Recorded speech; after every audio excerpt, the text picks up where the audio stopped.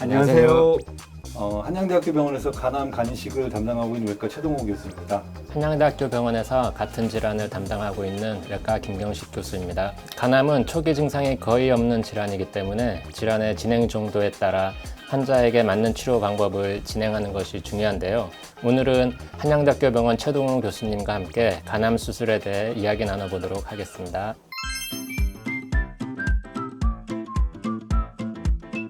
이제 제가 한번 보아보도록 하겠습니다. 네. 간이식을 해도 재발할 수가 있나요? 라는 질문입니다. 간암을 해서 이제 간이식을 하게 되는 경우가 요즘에 점점 늘어나고 있는데, 그런 환자 이제 간이식을 하게 되면 보통 이런 경화 있는 사람들하고 다르게 이런 분들은 이제 간암이 있기 때문에 재발을 할 수가 있습니다. 아주 재발할 수 있고, 재발하게 되면은 굉장히 좀 더 심하게 재발하는 경우도 많고, 그 이유는 간이식하고 나서 면역 억제제를 이제 필수적으로 복용하기 때문에 이런 간암이 이제 그 면역 반응으로 보통 이제 죽게 되는데, 그것을 못 하게 되죠. 이제 면역제를 쓰게 되면은 이런 면역제 때문에 간암이 이제 죽지 않고 이제 좀 더 살아나서 이렇게 재발할 수 있는 확률이 높아지게 됩니다.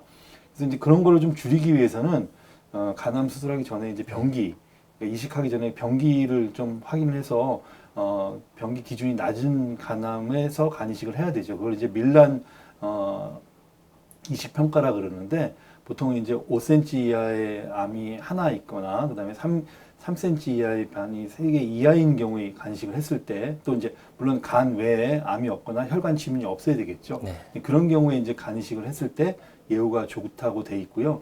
그렇게 한 경우에는 좀 5년 생존율이 한 7, 80%까지 보고 있기 때문에 좋은 경우에는 90%까지 보고를 하고 있습니다. 그 얘기는 이제 간 절제술보다 훨씬 더 좋을 수 있는 확률이 높죠. 그래서 최근에는 이제 그 밀란 병기를 넘어선 좀 진행된 간암에서도 색전술이라든지 뭐 고주파라든지 아니면 여러 가지 그런 보존적인 치료를 하고 나서 그 간암을 조금 크기를 줄여줘서 병기를 낮춘 다음에 이식을 하게 되면 재발을 많이 줄일 수 있다고 생각합니다. 예, 재발 방지를 위해 정확한 병기의 평가가 무엇보다 중요하다고 할 수 있겠습니다. 그럼 그게 제일 중요할 것 같습니다. 예. 간암의 재발 가능성이 높은 이유가 뭘까요? 성공적으로 간암 절제가 이루어졌다 해도 간암의 경우 연간 재발률이 25%나 됩니다. 그리고 간암 중 크기가 2, 3cm 이 작은 크기의 경우에도 수술을 하게 되면 가장 좋은 수술 결과를 기대할 수 있는데 이러한 작은 크기의 간암도 수술 후 3년 이내에 재발할 가능성이 50%가 넘습니다. 이러한 이유로는 우선 간암 발생의 주된 요인은 B형 간염 바이러스와 C형 간염 바이러스가 있고 간암 발생은 간염을 앓은 후에 시간이 지나 간경변으로 진행한 환자 또는 만성 간염 환자에서 발생하는 경우가 대부분입니다. 예. 그래서 간암으로 인한 수술적인 절제를 시행하여도 남아있는 간 역시 만성 간염 상태인 간이기 때문에 간암이 재발할 수 있어서 가장 중요한 것은 수술 후 정기적인 검진을 통해서 재발을 조기에 발견하는 것이 가장 중요하다고 할 수 있겠습니다. 저도 중요하다고 생각하는데 수술도 중요하지만은 이 수술 후에 정기 검진도 중요하다는 말씀이신 것 같습니다. 그러면 다음 질문지 한번 뽑아보겠습니다. 간암이 이렇게 생겼다는 걸 어떻게 알 수 있을까요? 전조 증상이라고 할 수 있겠는데 어떤 것이 있을까요? 예, 그 간암의 경우는 초기 증상은 거의 없다고 할 수 있습니다. 그 병이 진행됨에 따라서 심하지 않은 눈통 상태의 통증이 심하부 또는 우측 상복부에 그렇군요. 있을 수 있고 또는 이제 체중 감소와 종괴가 만져지는 등의 증세가 나타날 수 있습니다. 환자가 이러한 증상을 느낀다면 매우 진행된 간암을 진단받을 확률이 높은데요. 따라서 그 환자의 증상보다 건강검진을 통해서 우연히 발견된 경우가 대부분입니다. 하지만 간암이 진행되어 간의 중요 혈관이나 담간을 침범하였을 때는 복수가 차거나 황달이 발생할 수 있고 이러한 증상이 나타났을 때 간암 진단을 받는다면 간암이 상당히 진행된 것으로 생각할 수가 있습니다. 그러니까 증상이 나타나기 전에 조금이라도 이상이 있으면 좀 가서 진찰을 받는 게 중요하겠군요. 예. 수술을 하고 나서 이제 재발이나 아니면 이제 간경화가 나빠지는 그런 것들 조심해야 되잖아요. 예. 그럼 어떻게 해야 될까요? 특히 식습관 같은 게 어떤 게 중요할까요? 예, 그 간절제 후 간은 간 기능이 저하된 상태입니다.